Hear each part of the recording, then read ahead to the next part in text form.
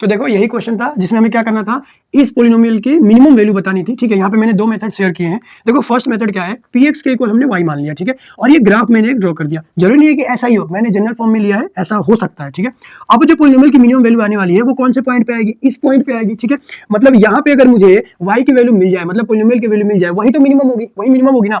अब यहाँ पे ध्यान से देखो, ये वो पॉइंट है जहां पे x की केवल एक वैल्यू पॉसिबल है।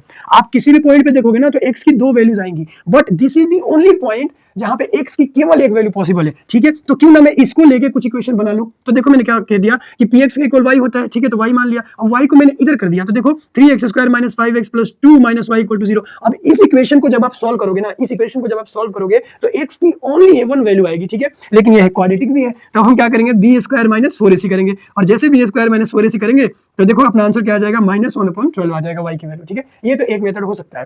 आप कुछ कह सकते हैं लोग कि पैराबोला ऐसे ही क्यों होगा, ऐसे क्यों नहीं होगा। तो यहाँ पे हम पैराबोला का रोटेटेड फॉर्म नहीं देख रहे हैं, रोटेशन यहाँ पे हम नहीं देख रहे हैं, हम जनरल पैराबोला देख रहे हैं। ठीक है, एक नॉर्मल पैराबोला देख रहे हैं जो 10th क्लास तक आप कर सकते हो, और इसी तरीके से 10th क्लास तक आपको दिया हुआ है। ठीक है, आगे देखना सेकंड मेथड क्या करा, ये तो मतलब ऑसम है, ऑसम से भी ऑसम है। ठीक है, देखो ये क्या है, हमारे पास px है, हमने इसके जीरोस निकाल लिए। जीरोस क्या निकल गया, 2/3, 1।